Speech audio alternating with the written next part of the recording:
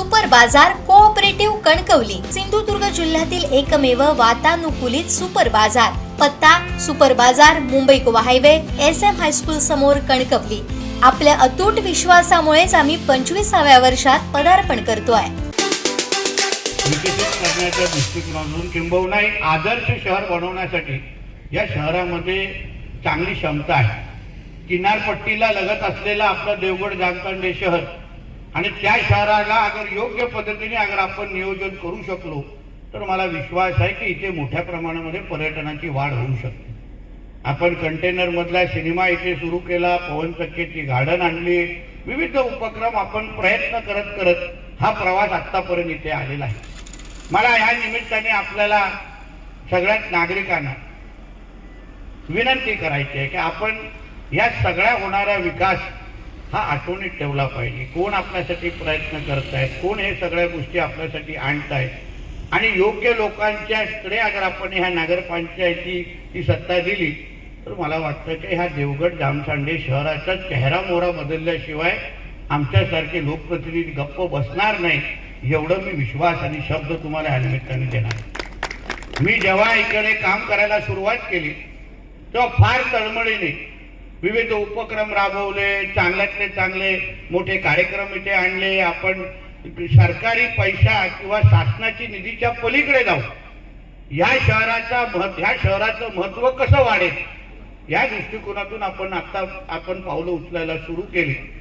पण गेल्या निवडणुकीच्या निमित्ताने थोडी खंत नेहमीच वाटते की एवढी प्रामाणिक पद्धतीने प्रयत्न केल्यानंतर नेमकं मी कुठे कमी पडलो, मी कुठल्या प्रयत्नामध्ये कुठले प्रयत्न पूर्ण करू शकलो नाही हे आतापर्यंत माझ्या मनामध्ये शंका आहे।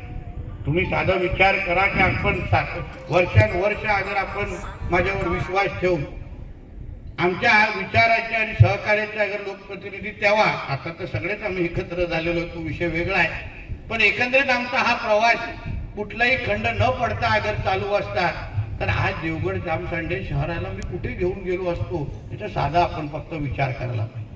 निवडणुकीचे ते 10-15 दिवस वातावरण वेगळं असतं, काही गोष्टी आपल्या नजरेसमोर आणल्या जातात, काही चुका आमच्याकडून पण झाल्यात हे आम्ही मान्य करतो, काही गैरसमज असो किंवा काही कारभारामध्ये कुठे ना कुठे ते पारदर्शकता नव्हती, काही चुका आमच्या हातातून झाल्या आणि म्हणून आमच्यावर असलेला राग हा चुकीच्या पद्धतीने निघाला आणि त्याच्यामुळे आपल्या शहराला मोठ्या प्रमाणावर त्याचं नुकसान झालं। आता 8-9 महिन्यावर निवडणुका येत आहेत। माझी अपेक्षा देवगड जामखंडे शहरांच्या वासियांकडून आहे की आज एक सुवर्ण संधी आहे। आपल्या देवगड जामखंडे शहराचा आमदार आज जिल्ह्याचा पालकमंत्री आहे आणि राज्यामध्ये कॅबिनेट मंत्री आहे। आपण सगळेजण नागरिक म्हणून ह्याचा पुरेपूर फायदा घेतला पाहिजे। माझ्या शहरासाठी निधी आणण्याच्या दृष्टिकोनातून मी कोणावर विश्वास ठेवून माझ्या शहराचा सर्वांगीण विकास साधू शकतो ह्या बाबतीमध्ये विचार आपण निश्चित पद्धतीने करा अशी मी अपेक्षा व्यक्त करतो। कारण का शेवटी ह्या शहरामध्ये आपण योग्य पद्धतीने अगर इथे सुविधा उपलब्ध केल्या नाही, शहराचे महत्वाचे प्रश्न सोडवले नाही तर ह्या शहराकडे येण्याचा ओघ पण लोकांचा थोडा कमी होईल। आज असंख्य महत्वाच्या प्रश्नावर आम्ही सोडवण्याच्या दृष्टिकोनातून पावलं टाकलेली आहेत। मी हे पाहिलं नाही की 5 वर्ष अगोदर लोकांनी मला नाकारलं म्हणून इकडचा विकास करायचा नाही, हे कधी पाहिलं नाही। मी एवढाच विचार केला की ज्या देवगडकरांनी मला नेहमी आशीर्वाद दिला, नेहमी प्रेम दिलं, त्यांच्यासाठी मी कधीही कमी पडता कामा नये हा विचार घेऊन मी आतापर्यंत चाललेलो। म्हणून आपण सगळ्या जणांनी येणारे 5 वर्ष आपल्या सगळ्यांच्या दृष्टिकोनातून अतिशय महत्वाचे आहे। केंद्र आणि राज्यामध्ये एकच विचाराचं सरकार आहे।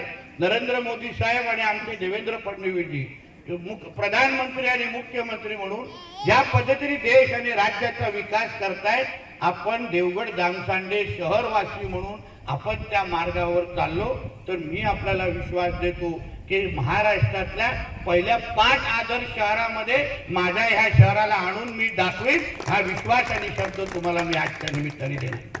आता तर तुम्ही विचार करा, पाहिजे तेवढी निधी उपलब्ध होऊ शकते, निधीमध्ये कुठे आपण कमी पडणार नाही। पाण्याच्या संदर्भात पण तो मेंटेनन्सच्या संदर्भात आपलं काम सुरू आहे. येणाऱ्या काळात कोर्ले सातर्डी धरणाच्या माध्यमातून तो प्रश्न कायमस्वरूपी पाण्याचा प्रश्न कसा सोडवता येईल त्या दृष्टिकोनातून आपण वाटचाल करतो.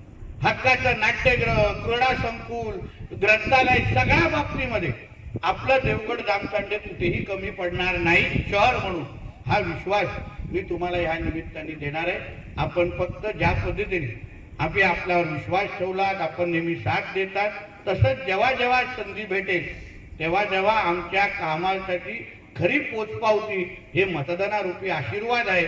तुम्ही आम्हाला संकेत दिलात की नितेशजी अजून 5 वर्ष तुमच्या माध्यमातून इथे काम करा, तर मी तुम्हाला विश्वास देतो.